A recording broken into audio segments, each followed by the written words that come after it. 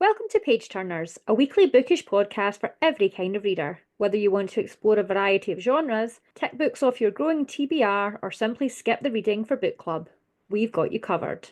That's Liv. And that's Amy.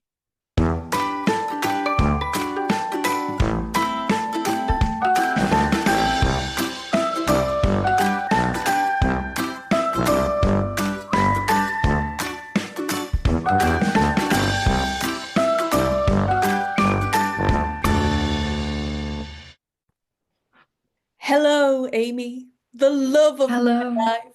Da, da, da. Oh! Da, da, da, da, da. And they Yeah. called it puppy love. Puppy love. We sang that twice on this podcast now. Yeah, and we've still not talked about Donny Day. Well, Is today the day? Welcome, we're all loved up. It is the beginning of our mm-hmm. week romance feature. How are you, Amy? You can feel the love, right?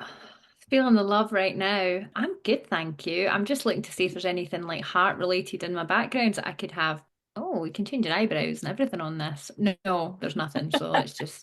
And I'm very good, thank you. Yeah, yeah, as you can see, this is just a picture. You can download any picture from the internet and it will allow you to have it as your background. I might do that while you're chatting about your romantic times because you had a lovely meal to celebrate Oh your yeah. Oh, anniversary, how and I does haven't heard about it yet. that does tie in very nicely, to be fair. Yeah, no, Alex and I had our sixth wedding anniversary and we went to a restaurant that Amy introduced me to, that Amy and I went to on our own little date. Yeah, no, it was really cute. We went to Andana in Stirling and it's like a cute tasting menu. It was really nice. Mhm. No, the menu was really nice. Very nice to celebrate 6 years and eat a bunch of food and then come home and make French 75s. Did you have a particular favourite dish? Because it's Ooh. always very exciting. The dish that was supposed to be rabbit, but Ooh. because of the storms, the butcher hadn't been able to do the delivery, so they made it exactly the same with pork. Ooh, nice. And it was stunning. The guy serving us was like, "Oh, I have to tell you, like, we don't have the rabbit, but we've got pork. We do it exactly the same." He's like, "To be fair, I think it's better." And it was, yeah, it was just delicious. Oh, but Ooh. it's like a panna cotta with like, lemon and There you mead, go. and it was delicious. Hmm. And like bits of honeycomb. Yeah, it was delicious. So stunning. Oh, yes, guys. You will see on Page Turner's Pod on TikTok and Instagram that Amy has a beautiful background for the theme of love. I have a neon heart background for the love. Just chatted a little bit about the storm. It was Yeah. absolutely crackers. Storm Eowyn, Yeah, largest storm in a century. I think so. We definitely have had a red weather warning in my lifetime for sure. I think it was about 13 years ago, but nothing like this. I mean, I personally shit my pants when the security warning came through, the storm Oh warning my came through on my phone. goodness. I got mine later than everybody else. So I assumed I wasn't getting it and kind of just like got lulled into a false sense of security. And then it came and I was just chilling and looking at my phone. I was like, what is this? Yeah, terrifying, but effective. Should we quickly tell people about Donny Day? That's We something. promised the listeners this for a while and we haven't delivered yet. So I think we're well overdue. Yeah, so those of you that are potentially new and listening, Amy and I are huge, first of all, musical theatre fans. Secondly, we had booked these tickets well in advance to go to Edinburgh to have a little date together just before Christmas and to go and see Joseph and the amazing Technicolor Hmm. Dreamcoat. That meant that, Amy and I, being 90s babies, obviously had a Joseph in our heads, and that Joseph is Donny Osmond. And so Johnny Osmond was playing the Pharaoh for the whole month of the run, and it was fucking phenomenal. I became a 40-year-old woman inside of me, like standing up, screaming when I was told to, obviously not like just randomly. No, Um, yes, we stuck with all the etiquette, but we were very much encouraged to get up, to dance. We had to get up at one point to almost have like a mini dance off to get Donny's Scarf. What scarf. scarf? That's right, tartan scarf, wasn't it? It was all themed. What did he And ask some us? other lucky lady got it. I know, and to be fair, she did outdance us all. That's fair. We were late to the party, I think. You know, I were both like, "Should we? Should we?" And then we got up, and but that's absolutely fine because Donny asked. He said, "Are there any wild girls in the audience?" And of course, no, no. You know what? He was respectful. He said, "Wild women." He said, "Wild He women." did say well women. Oh, what a man. What a man he is. He was phenomenal. It was so funny. And I loved his little callbacks to the fact that he played Joseph. He kept making Yeah, little remarks yeah. to the current Joseph, but it was all in good fun. And I did see some TikTok footage again of when people are allowed to film, encouraged to film. Yep. It just brought back the memories. Yep. Did So you see that he came out in the court on his last night? yes, I They swapped did. coats and they sang together. Oh, Donny! Ah, if only we had thought about the last night. If only. But I've also seen some clips of Joe McKeldry, and he is also fantastic. Oh, really? Okay. Mm-hmm. Mm. Yep. So yeah, but he's not Donny. But He's, I was really surprised that the lovely lady we got speaking to a really nice couple next to us, didn't we, in the stalls? And she was very surprised that weren't we were interested in Donny Osmond. It's like, but yeah. he She, is the '90s Joseph. well, she Come on. thought we were too young to be sort of like an Mm. Osmond fan. And you know what? That's probably quite fair. A lot of the women in the audience that were wild women like us, I'm Mm. gonna say late 40s at the Mm-hmm. youngest and potentially early 60s at the, go and over of Mm-hmm. course. So you and I were very much bringing the age demographic down. Makes sense to us. It's Oh, wonderful times. moving on to more book news because I realise not everybody's a Mm. musical theatre fan. Book news. We must talk about Immortal by Sulin Tan, which has come out this month. She is the author of Daughter of the Moon Goddess. The new book Immortal is a standalone romantasy with an ambitious ruler with a ruthless god of war, and that is doing really well for rave reviews at this moment in time. Ooh, certainly adding that to the TBR. Yeah. How exciting. Of course, there's a new Dan Brown coming this year. That was big news. I Mm-hmm. mean, not necessarily for me. I don't really read Dan Brown. Do you consider yourself a Dan Brown reader? Have you ever read any? No, I would not go as far to say I am a reader. I have read some of his books.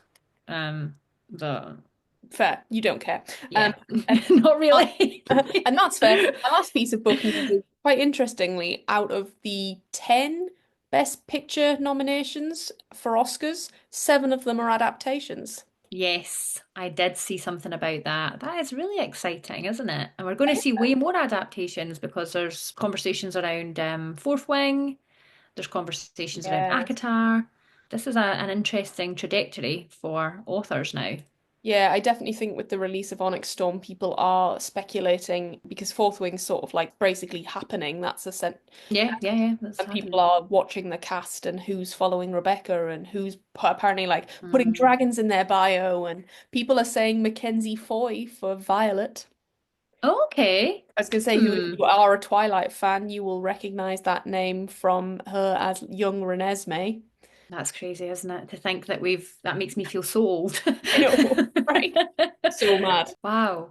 Okay, cool. Oh, interesting. I knew it was ready to go. I didn't realize it was casting right now, but obviously conversations are happening. Oh, Conversation. Yeah, I don't think we'll find out probably until maybe, I don't know, no. next year. I don't know. And the ACOTAR one seems to have stalled quite considerably. I Yeah, know I there's think been so. conversations for a long time about that. I think it was even bought by some network in America, I think, for a TV show. I think it was HBO. Yeah. That would make sense. I don't know if there's any more updates. I haven't seen anything recently. No, I don't think so. I think potentially the SJM hype has died. Some bookstagrammers have fallen sort of out of love with a few recent things that have been going on. So yeah. Mm. What are you currently reading, Amy? Well, I'm nothing if not consistent. Continued the Grady Hendrix kick. I have just about finished. I think I've got about, I can't really tell because I don't think it's not really chapters of Horror Store left. It's one of his very early books, if not his first book. And yeah, it's a lot of fun. It's one of those books you kind of need to buy the hard copy of it because it is mocked up to look like an IKEA catalogue. And all the way through, it really kind of runs with that theme the whole time. So it's not just the front cover. But yeah, it's good fun. Quite short. It's probably more of a novella size than a full novel, I would say. Good characters. Nothing quite like the book of Grady Hendrix we have just recently read. Yes. But I don't think it's trying to be. It's just a bit of fun. It's just a bit camp, light-hearted. There's Yeah. some horror elements, but it's not as horrifying as some of his other books have been. No real social commentary. I think the biggest thing is how horrifying it is to work in retail. So, Amen to that. Yeah. yes, indeed. What about you? What are you reading? I have just finished Iron Flame. Ah, cool. Happy? Yeah, yeah. I know that we had some discourse that Iron Flame wasn't as good as Fourth Wing, and I'd probably Hmm. agree it's considerably longer, or it felt considerably longer than Fourth Wing. A lot happens, like a lot happens, and it's quite you're throwing a lot of plot at the wall. Mm. It's not bad, I would say. It's an interesting continuation to the story. I'm not going to be jumping straight into Onyx Storm though. There's been some interesting conversation around Onyx Storm. I think mostly about that people are finding it quite difficult to pick it up and read it after having reread even the first two books because there's a lot of new characters, there's a lot of new things going on. Just seen so much on social media of people being like, "Have I read previous two books?" I don't think I have. I think it does get generally fairly positive reviews, but I've definitely seen some conversation around that it's not the easiest to pick up. So, Yeah, that and of course mm, the Gallic is still problematic in that. yeah, well, more so, I think, right? Well, not, maybe not more so, but there's more used. Yes, and the it's still mispronounced and still yeah, but when it's a book that's that massive, I think sort of things like that are not necessarily forgiven but paved over and not rightly but fallen by the wayside. But we're not here to talk about Fourth Wing. Amy, Not this time. what are we here to talk about? What have we read this week? We have read this week Not for the Faint of Heart by Lex Croucher. Yes, the beginning of our 3 week season of Love is a sort of Love. Hmm. cutesy, queer romance. Let's get to it. Our first port of call, as we will try and do every episode now, is trigger warnings. There Hmm. are no trigger warnings in the book. That is something we obviously look for. But Amy, you said that if you go onto Lex's website, Yep, there are trigger warnings there. So you can go on, you can have a look. I'll just give a flavour of them because one of them is a huge spoiler. And I know we're going to talk about it in a minute, but you might have decided at this point before the speedy summary to just to go and read the book and not continue any further. So frequent violence, implied unseen homophobia and transphobia, panic attacks, PTSD, parental abuse, brackets, emotional. So I will not talk about the spoilery related ones just in case you decide to switch off and come back. yes. And if you are deciding to switch off, now is the time because I'm about to launch into a 30-minute speedy summary.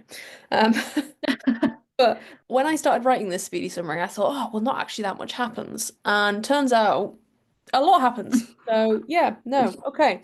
I'll do my best. Okay, are you ready to start? I am ready. Okay, 3, 2, 1, go. Clem, is a healer in Oakvale in Nottingham under her mentor/adopted mother figure, Old Rosie. One day she enters her home to find a group of cloaked individuals attempting to kidnap Rosie because she's a traitor to the woods and treats some of the sheriff's men. Clem states that it was actually her and offers herself as a hostage instead.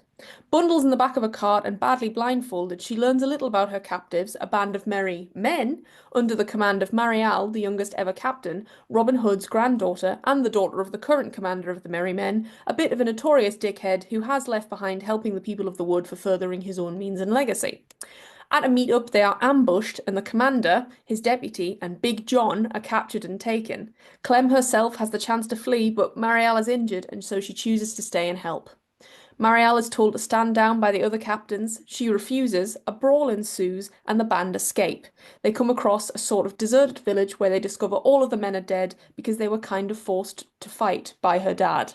After trying to make amends and some sexy tension between Kit and Baxter, and Clem and Marielle, the six of them then attempt to break out unknown prisoners from the noble house that Morgan grew up in, and they successfully rescue Big John. They also break free a bunch of wrongfully imprisoned civilians, which Marielle says isn't what they're meant to do, but Clem and the others argue that that's what the merry men of old would have done, and it goes well. Joyous and victorious, they head to Underwood, a semi-magical underground safe house with a pub, lots of room, and space to house a lot of drunken revelry, Marielle's regained respect, some kissing, and some deeper character development between our band.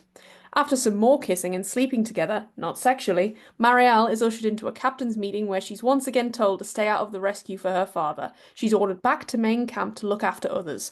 Furious but obedient, the six of them begin to make their way there. They are intercepted by a man whose brother was imprisoned but then freed by the group, who tells them her father's not actually being held where they thought and is being held at the king's house.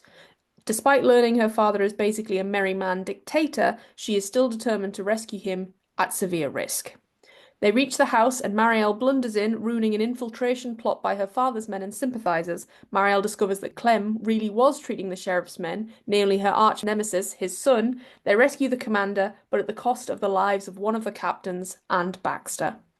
Everyone is broken by his loss, and Marielle treats Clem like a traitor and a true prisoner again, despite the others' forgiveness for her ethics of treating anyone who needs it. It's only when her father takes Clem into danger with him to confront the sheriff that they band together to rescue her and confront her father. The sheriff has her mother hostage, because it turns out when they're reunited with Clem that her mother is/was working with the sheriff to rid the wood of her ex-husband because she believes her and Marielle can make the wood great again. Clem takes an arrow for Marielle's mum, and instead of helping her, she fucks off. The sheriff's son stays with Clem instead, while Marielle kills the sheriff. There's an uncertain alliance as Marielle spares the life of the son and tells him to be better than his dad. They return to camp, and her dad, who is injured, has to step down as leader. Marielle demands there's a vote, and she is voted as the new leader. Clem chooses to stay, and Robin Hood appears to pass the potatoes. The end. We need to stop calling this speedy. 2.5 minutes? 3 minutes 21. Oh, fuck's sake, man. What a Oh, nightmare. it's tricky. These are big books. First assumptions. Oh, first assumptions was it was just sheer vibes. I was loving it. I Nice. loved the beginning. I liked the way you got straight into the action. The pacing at the start was really nice. I loved the characters, and we kind of got to know them quite quickly at the start. So you did feel that initial buy-in, and then they developed more over time. But I just thought this is so much fun. I was instantly really enjoying myself reading this book. Oh my God, I completely disagree. Oh wow. This is Oh mad. This is well. probably the first way, not button heads, because it's never going to make us butt heads, but like, no, I so struggled to get in. Did I you? was just, this was boring. What is going on? Oh, Like, wow.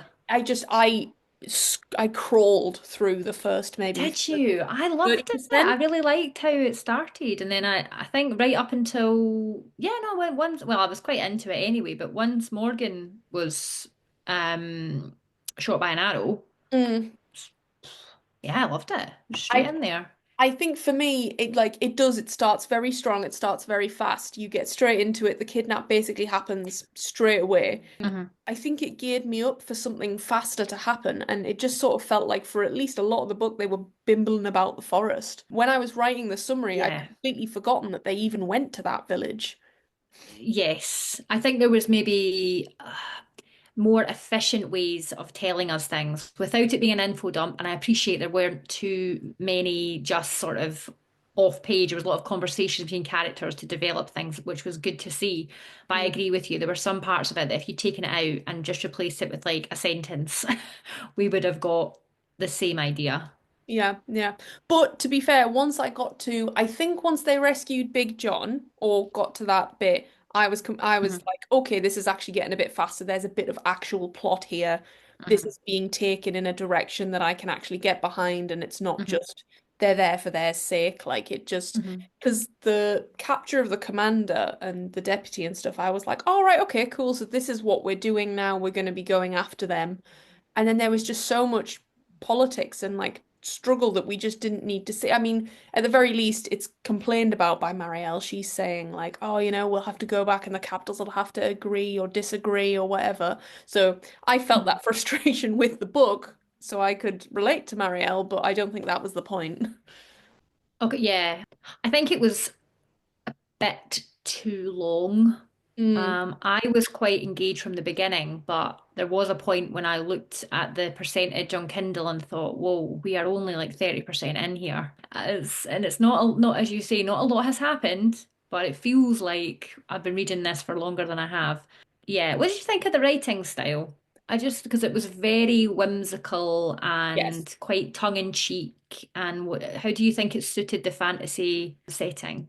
Oh, perfectly. I'm not normally one to DNF books anyway, but I wouldn't have ever considered, despite my beginning of the hesitation, despite my sort of like grumbles at the beginning, Mm, I wasn't ever going to DNF it. Like the writing was fun, it was so wholesome, it was funny. yeah.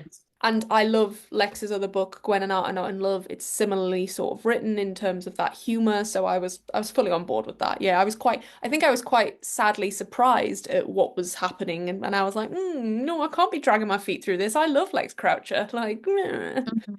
Yeah, but then I think that that's just a testament to obviously how you felt later on and that you did really enjoy it. So you're not always going to get hooked straight away, but the writing was obviously strong enough to keep you interested, and that's really saying something.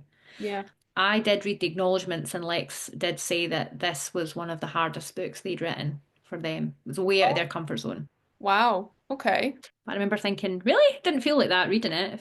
Yeah, this book was the hardest I've ever written. It was wildly outside my comfort zone and easily had the most BPC breakdowns per chapter of my short career. I set out to write the gay forest adventure of my childhood dreams, and I hope it will encourage you to stomp out into the woods to touch a tree and or make plans to overthrow the bourgeoisie. Love that. Fun. Love that. But yeah, no, I don't know. It doesn't really specify why. They don't say. Fair enough. I loved the queer rep in this. I thought we were just going to get two sapphic main characters. What I liked specifically about it is we get trans Kit, but we don't get, like, no one goes, oh, I wasn't born Kit, whatever. There's no, like, it's just No, a mention of mention a of the chest name. binding. It's mention of a Oh, chest okay. binding. And, like, yeah, like you say, her name and everything, but, like, nothing else. Like it's all accepted. It's my favorite kind of queer sort of literature where it's just the the drama isn't hinged solely on homophobia, transphobia, nothing like this. Morgan, do we think Morgan's trans? But they're definitely they, them are definitely non-binary. Yeah, non-binary. I don't think there's any Um, mention of them being trans that I can there. remember, but Uh, I quite like that. Nothing was really sort of, as you say, the story didn't rely on us really knowing. It was dealt no, with in a way that it was respected and it was a part of their character and it wasn't overlooked in any way for no. Kit, but it wasn't the story. The story was not about them being That trans. that was it, and the fact that Kit and Baxter were together was so sweet, and that, but also even with the whole relationship with Clem and Marielle, no one's looking down on Marielle for fooling around with Clem. In her head, they're only looking down on her because Clem's a hostage, and that's probably not the most, Mhm. professional. She doesn't talk about, oh, they might be upset because I'm gay. It's like, and I just love that kind. I love seeing those kinds of queer relationships and having it be completely normal and not even needed to Mhm. be explained. No, no, agree. And Really I like think the rep. And I think the fantasy setting really lends itself to that because, you can make the world whatever you want it to be, despite the fact that Hmm. it's, very much England. Hmm. You don't have to have the inherent homophobia in it, which is Hmm. such a breath of fresh air. Yeah, no, it was fun, and I think that there are lots of different wonderful books that deal with those kind of topics extremely well. This was supposed to be an adventure, fun, galloping through the woods. It was just there was place for it, but it wasn't. It didn't take away, and it was joyous. It was a joyous Yeah, celebration of just identity, and there was no real need to make it a bigger plot, but at the same time it was respected, and I thought it was dealt with really well, and yeah, didn't take away from the reading, the writing. Sorry, it didn't take away from the experience. Not having more detail because I was in, I understood the characters, like I got yeah. to know the characters so well. I have a question for you. Go on.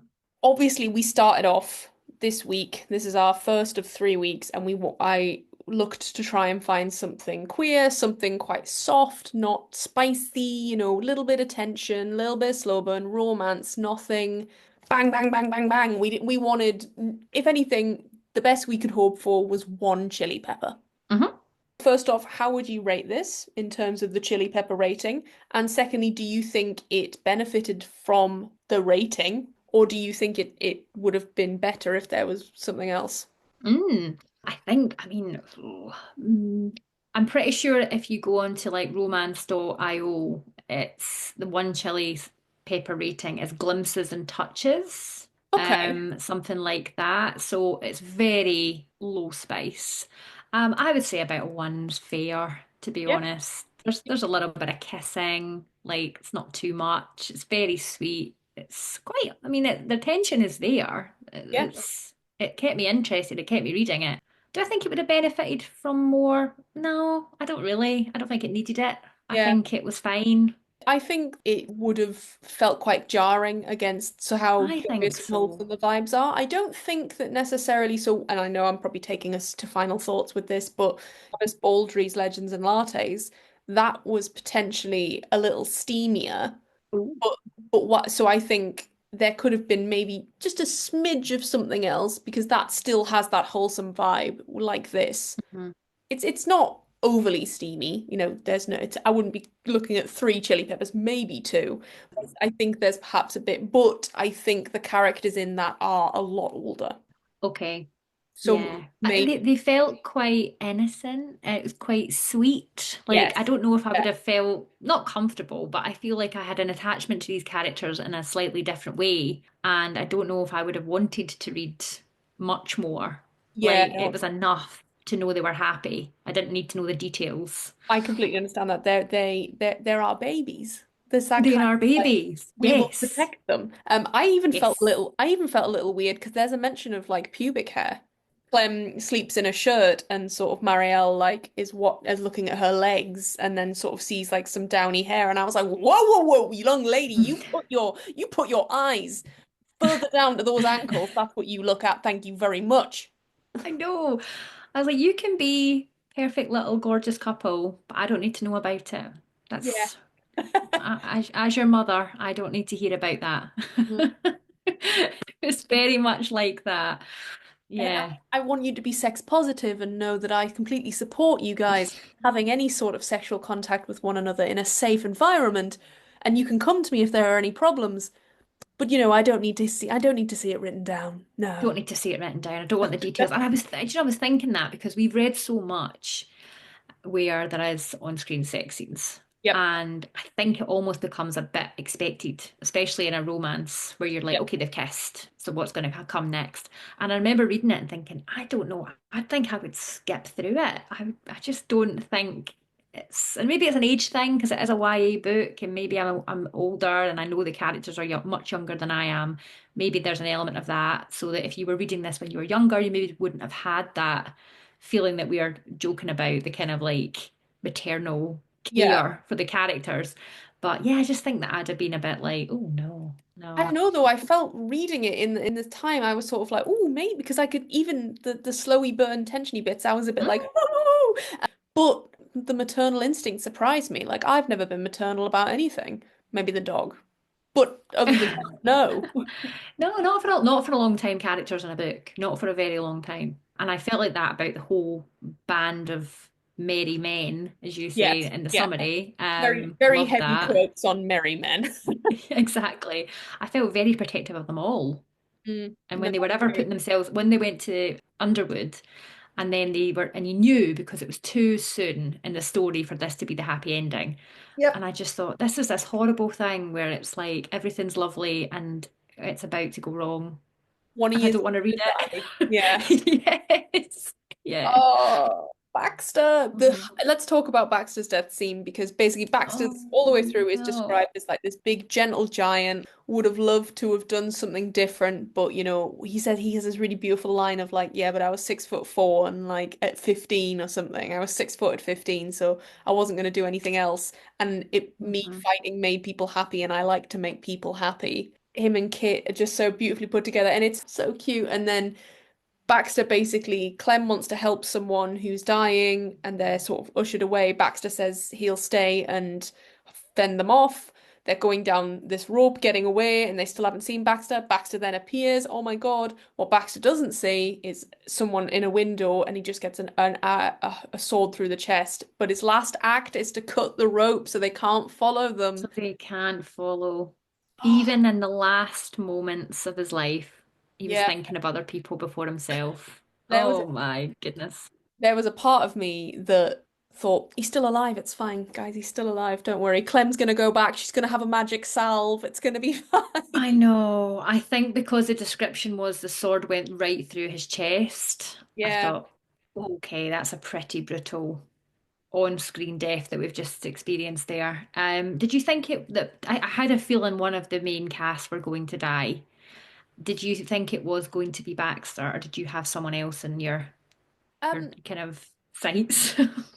I genuinely thought they were all going to make it. Like, I thought it was Um, a cutesy sort of book that I was like, do you know what? And I'm happy that they're all going to make it. Like, I completely, mhm, this isn't real world, this is great. Like, I'm ready for this. And then when Baxter did die, I was like, oh, I'm sad. I'm not angry because I can see that it needed to happen. Not everything is hearts and flowers, despite how much we want it to be. And the reality is that they're children going to fight. mhm. You know, young adults going to fight. Because I think they're all probably around the age of eight, other than Morgan, who is 14 or 15. They're 18 plus, right?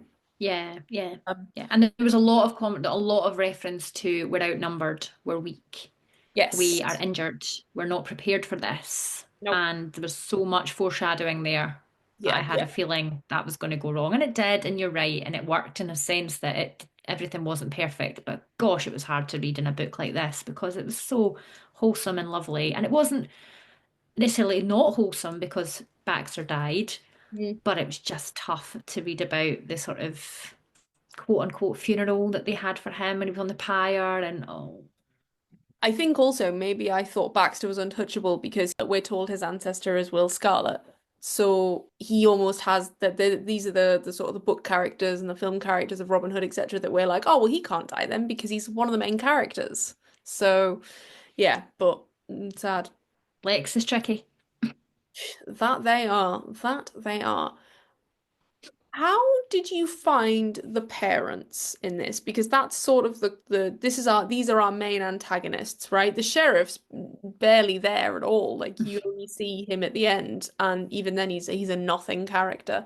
Our antagonists are the commander, so Commander Jack Hartley, dad of Marielle, and then you've got Mhm. Reagan, and that is her mother, and they don't live together. Marielle's been told that Reagan didn't want to be with them anymore and wanted to go and like have silk sheets and stuff. She is the daughter of Robin Hood and Maid Marian, just to be clear, because all the way Mhm. through they do not make that clear until maybe like I'm gonna say like 30-40%, because Jack is married in to the Mhm. Mhm. Hood name, shall we say, which makes Yeah, Hartley Hood, isn't it? It's a little Hartley Hood, yeah. like that. Hmm. Which makes it even more sort of egregious that he has taken over this legacy of the I men. know. And we find out later, Marielle doesn't know, she thinks that he was almost demanded into that position by others, and his respect brought him through to be the quote unquote leader.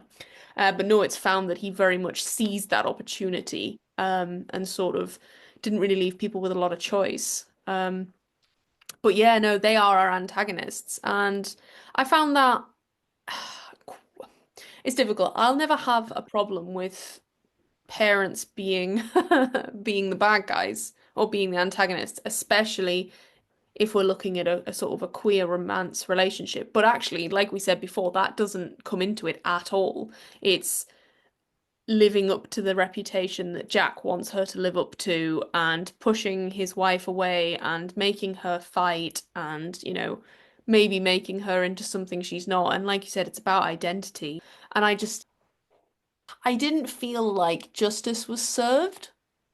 That's what I'm getting at, No. essentially. Like, despite all the evil things they do, and then Reagan being a bit of a betrayer, but also Jack keeping her from her mother and not actually getting to see her mother, but her mother probably not really caring all that much, and then double crossing them with the sheriff, and like it Mm. was a bit messy, but also like it was like, no, no, they're both assholes.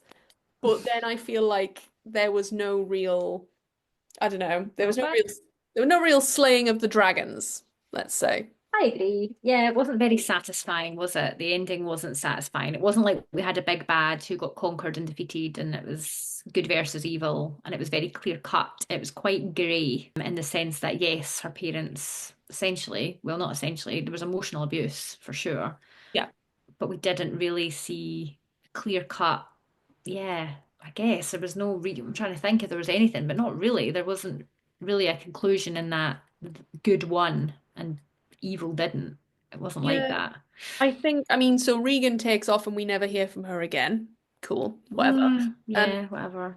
and then Jack steps down from being the leader because he can't fight, and then he Yeah. wants Marielle to take it the same way he did, and she says, "No, I want it to be a vote," but then she gets it anyway. So in a way, he doesn't learn really anything. No. Apparently, he Or maybe gets that's realistic. Maybe that's horribly realistic in a way. yeah, yeah, and maybe I'm thinking too much into it because with what we have, we need to know that the babies are happy, and that's all that matters. You Yes. know? Yes, I agree. I didn't find it wasn't particularly satisfying the ending for me. I think it was probably the weakest part of the book. Yeah. Um, It but felt quite yeah. rushed. hmm Like Yeah, all I'd of a agree. sudden they're asking old Rosie to come and live with them. She says no. Then apparently she's working on a way to go back and visit and be there and stuff. And then all of a sudden she's got the tattoo. She shaved her hair. Right, and then it's all bundled like whoa. It's very quick. I think the last don't know how many pages, but yeah, it was very very quick. Maybe felt it was a bit long and wanted to wrap things up. I don't know, Maybe. but it wasn't the most satisfying part of the story. I think the beginning was much stronger than the ending was for me. Okay. Okay. I think for me, yeah, probably looking at maybe from like 40% to 85%. I was like, boom, boom. We have to discuss it because there's one in every single romance. How did you feel about the third act breakup? I find it a bit frustrating because Clem does say it was me. Yeah, I know she says that to protect old Rosie initially, but she's a little bit of an unreliable narrator in that sense because we think she's lying to protect old Rosie, but actually she's not. She was the person that was healing the sheriff's men. yeah, I don't really understand the reaction, Mario. yeah. I mean, I think the only person it had to be was going to have to be her nemesis, the sheriff's son. hmm What I don't think fit. So there's one thing I loved is the slow burn, which we can talk about in a moment. hmm hmm About it right after this. But so with the slow burn, I just don't think they were in a place where this was going to be much of a betrayal. I agree. Yes, it wasn't as if they were in a committed sort of relationship longer term that then this would come out. I think it was told at the right time. Yeah. It all came out at the right kind of time at the beginning of a relationship. And you're right, it didn't feel like a betrayal to me. Felt a little bit like we were kind of shoehorning in a third act breakup when we didn't really need it. Yeah, I was at least grateful that the rest of the merry men, again, air quotes, got it. They were like, I forgive, that's fine. Yeah, yeah, yeah. It makes sense. That's her code of ethics to treat everyone. Our code of Mhm. ethics is different. Yeah, and if she's going to be respecting our way of life, then we need to respect her way of thinking and how she wants to run things. And yeah, I like that. It's what it is. It It was, needed to be something, right? We needed that, like yeah, that third act breakup needed there to be there to create that distance for then Marielle to realize that actually, oh no, I do actually like her. And yeah. go off and rescue her and, that sort of thing. Reviews. Would you like to do happy and joyous or potentially sad? Let's get the sad ones out the way and we'll end on a high. That's what I like to do. Excellent choice. Excellent choice. Okay. So the one stars, there's not a huge amount, but they do not pull any punches. Dull, boring. Well, I mean, you did not say dull or boring, but you did say it was hard to get into. So I would be interested to know if those people continue to finish the whole book or if they DNF'd. There was a lot of DNFs, but there was quite a few Okay. DNFs at like 60%, 70%, and Oh, wow. I was, and I think there Gosh. was maybe a 40% from what I saw, but like, yeah, dull, boring, no plot.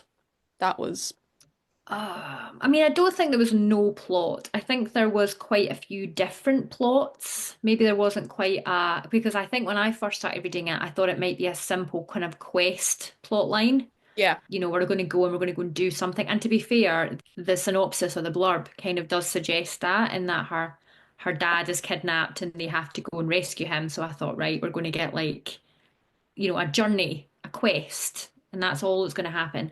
It wasn't quite like that. There was more to it. So I wouldn't agree there was no plot, but maybe it's less of a easy to plot, as your summary would suggest. Yeah. I think for me, I wouldn't agree that there's no plot, but I would say that for 400 pages, the plot is based around one thing, which, Hmm.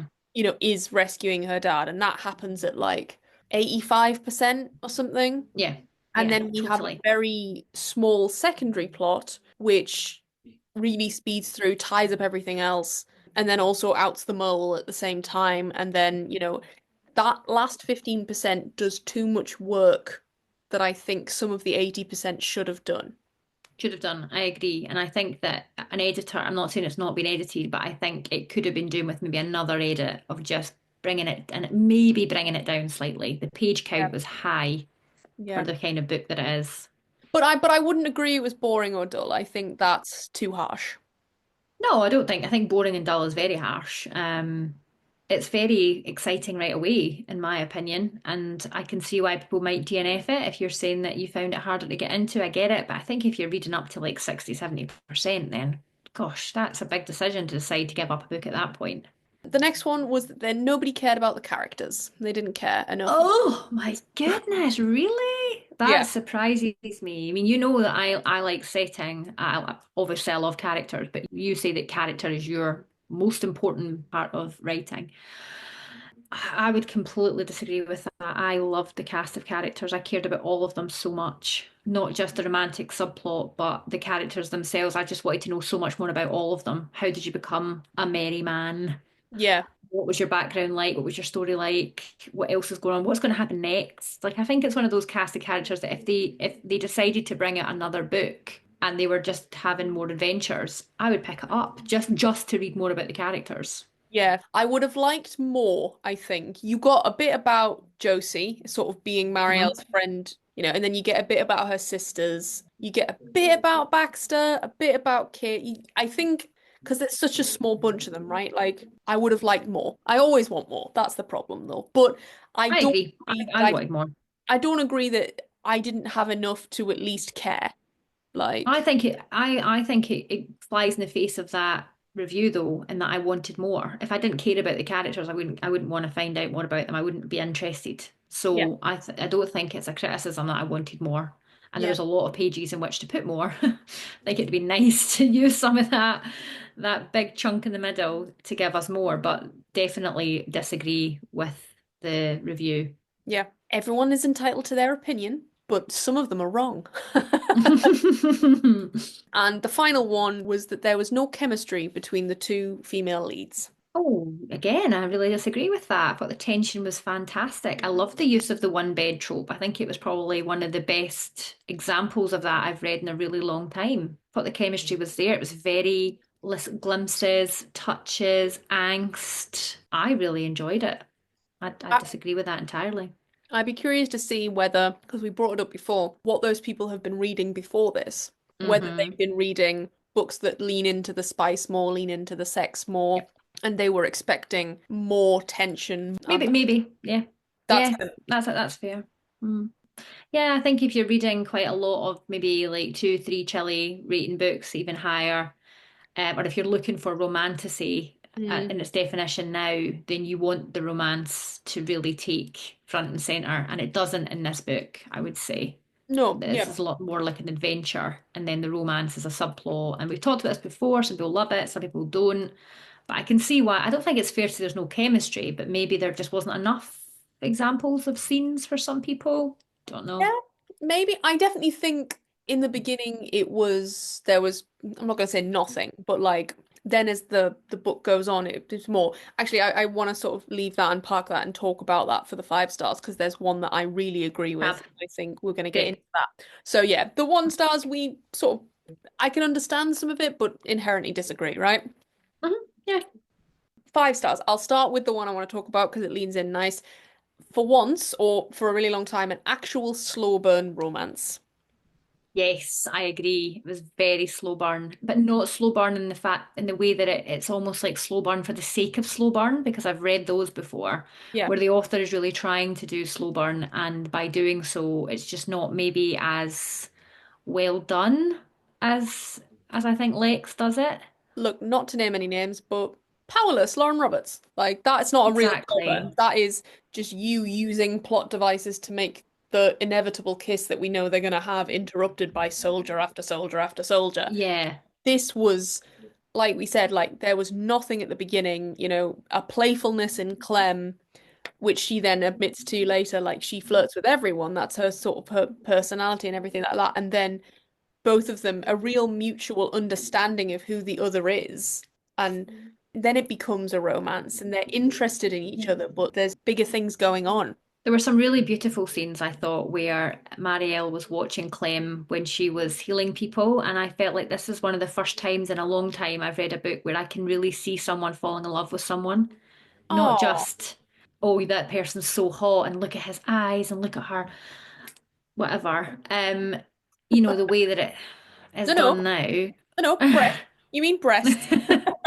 Well, it just there was little bits of that because it was quite like, oh, she's got really strong arms and like her legs are really nice. Like that's fine. I don't mind it. But to fall in love with somebody, in my opinion, has to be deeper than that. And I think Yeah, this was really well done in that you could genuinely see the reasons why they both started to fall for one another yeah, and the yeah. appreciation that they had for the other.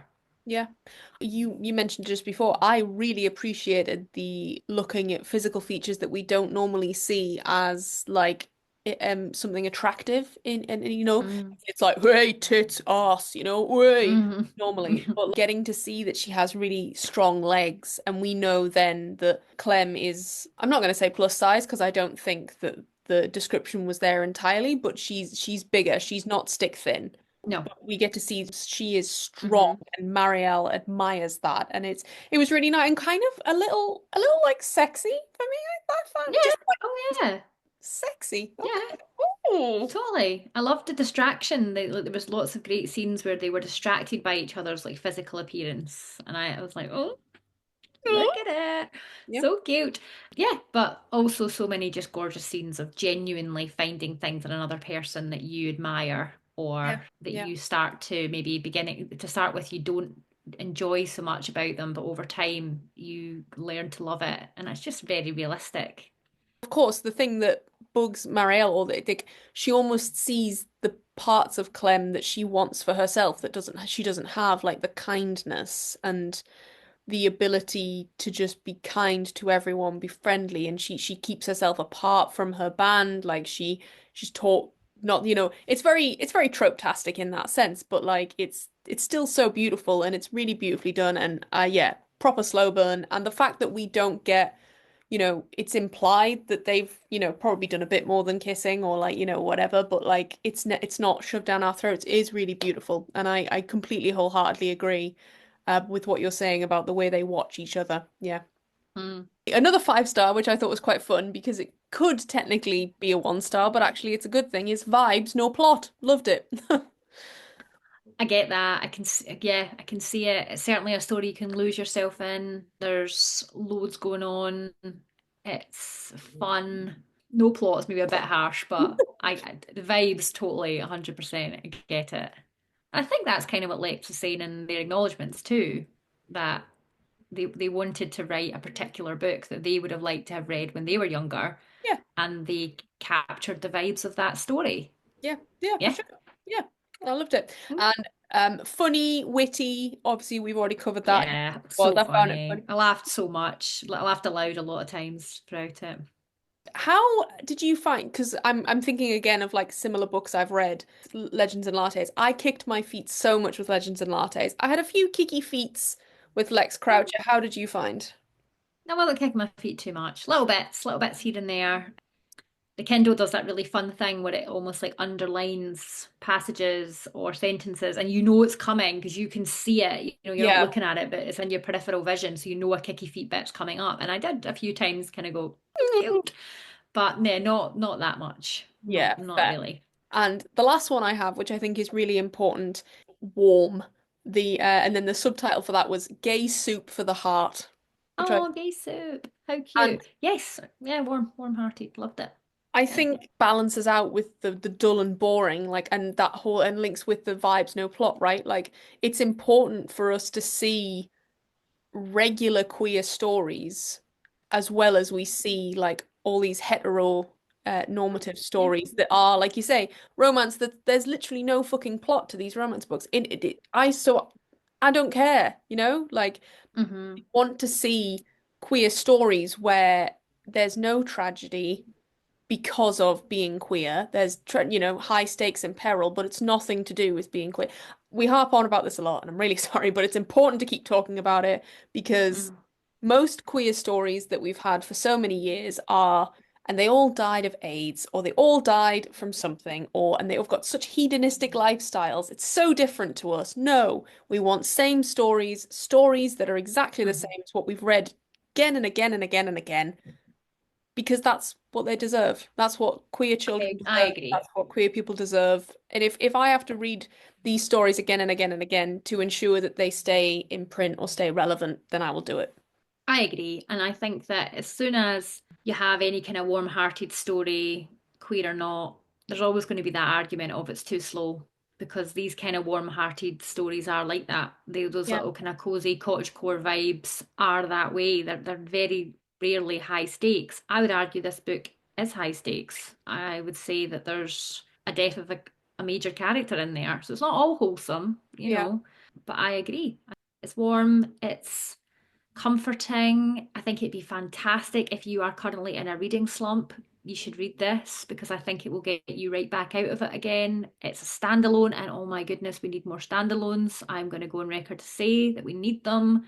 Yep. I know there's this temptation now, and I'm sure it's the publishers that are pushing for it, but three, five, 7 books, we don't always need that. And I think this is a very good example of why you don't really need it because you can do it in a book and you can still make everybody care about the characters and it's still a great time. Yep, I 100% agree. And I think you hit on a really good thing there where you said where you feel like it's probably the publishers and it's that element of fast publishing that it's now just all about money and there's Mm, a reason that indie authors and self-published authors are on the rise, in terms of mm, popularity because yeah. they're doing it for the love of the game, for the love of writing Mm, and and I think you're right. If we can do standalones, I mean, look at God Killer for fuck's sake. I know it's a yeah. trilogy. I know it's 3 books, but that first book gave us everything we needed in under 300 pages. Absolutely. It can be done. It takes a bit of time. It takes a lot of, you really need to know your craft and you really need to get your edit and whoever it is, whether you're self-published or not, you have to be brutal in the edit process. And I'm sure that's not an easy thing to do, but it can be done. But I totally appreciate that if you're going to a major publisher and they are saying to you, we love this, we want it to be 4 books. How can an author say no to that? How? It's a hard thing to pass up, these Yeah, huge book deals. for sure, for sure. Okay, so Liv, final thoughts. What are you thinking? I feel Final like we discussed it. I'm getting good positive vibes for this one. And we normally say that we start talking about a book, and even if we finish it thinking it is an amazing 5 star, this is fantastic, recommended to everybody, by the end of recording the podcast, we hate it.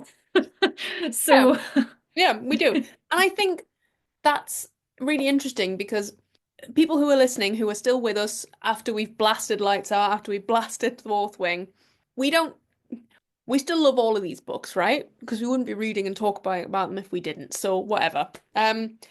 Great, loved it. If it's on your TBR list and you want to push it up, do it. It's a fun time. Yes, we've told you the whole plot, but fuck it, read it again. It's fun. Get the tingles, have your own babies in this book. Just, yeah. It's a fun time. I wouldn't say I'm not saying do not push it up your TBR, but what I would maybe say is if you've got lots to read just now, keep it for a really rainy book slump kind of day. Or a day that you're maybe just feeling a bit rubbish and you just want to escape into a really wholesome fantasy world with really strong characters and adventure and it's funny, then this would be the perfect time to read this book. if I wasn't reading it for the podcast, I don't think I would pick it up because that kind of book doesn't always really appeal to me. That kind of thing. I like something a bit more high stakes and yeah, that kind of comfy, cozy vibes, as we know from my disdain of pumpkin spice cafe. Not really my bag, but I'm really pleased I read this one. So if you are hesitant about reading it, I recommend you do it. And if you are waiting to find the perfect time to read it, maybe when you're just feeling a bit rubbish or a bit ugh, this will cheer you up. That's great. Whereas I disagree, read it right the fuck now. Yeah, in terms of recommendations, I've already spoken twice about La Legends and Lattes by Travis Baldree. That is so on brand with this vibe of wholesome, queer, found family, great vibes. Great vibes. I would also maybe suggest Till Death Do Us Bard by Rose Black. That's similar sort of writing, similar sort of world, bit more Dungeons and Dragonsy, but with queer sort of male main characters, and it's just about love and family, and yeah, two perfect recommendations. Would you recommend Lex's other books? Oh, Gwen and Art are not in love, of course. Oh, what a Yeah. wonderful recommendation from you there, Ames. Yeah, no, absolutely. Mm. Gwen and Art are not in love. Another standalone. The descendants of Guinevere and Arthur are put into an arranged marriage, but neither of them wants to marry the other. They're both queer and they both have their sights set somewhere else. I'm excited to read that one. I'm going to definitely keep that one and read that one. I need a bit more Alexa's writing because the humor is top tier. Yep. Excellent. Amy, would you like to announce what we are reading next week for our sort of mid-tier romance? Hopefully, got a bit more spice in there, got a bit more something something. Yes. So we are reading another, my goodness, we are right on the pulse of the publishing calendar right now. We're reading another new release from Ali Hazelwood, Deep End. Woo, woo, woo, woo, woo, woo. Woo woo. Yeah, as we're fans of Ali, we're sort of pretty solid that we're going to get some sort of sexy in this, bit more, bit more of an adult romance read. Yes. Ace swimmers, steamy college romance. We've got a kind of student athlete, and then we've got swim captain, world champion, all around aquatics golden boy. Yeah. We are expecting no surprises, and that's what you want from romance sometimes, right? Hmm. But to round off the month of February, I feel like Amy, it's probably right that we should announce the big boy. The big Don't know why we're calling it a big boy. I'm not sure. But Well, Amy, please tell everyone we wanted to go for something rather extreme, something, woo, out the water, up there, in there, over there. oh, Amy, up, round, in, under, through. It's all going to be going off in Rooksgrave Manor. That's right. We're reading A Lady of Rooksgrave Manor by Catherine Moon. This is, I think, five chili spice. Yeah, I think so. It's monsters. It's got a lot going on screen. We've we're going to have positions. We're going to have all sorts of appendages. We're going to have potentially some. I've been having a little look see. Some supernatural powers elevating the experience for everybody involved. It's going to be it's going to be a big one. Yes, that's how we're going to end February, end the month of love with some monster fun. Monster filth. That's how we're ending the month of love. Absolutely right. So join us next week for Ali Hazelwood and then the week after for Catherine Moon. But yeah, guys, until then, we're on TikTok. We're smashing about on TikTok, doing some stuff. We're doing some lives. I was on a live the other day. It went quite well. Amy will be on some too. We'll be on some together. Mhm. Just having fun, talking to people about books. Come join us, Page Turner's Pod. And yeah, see you guys next week. Happy reading. Lots of love. Bye.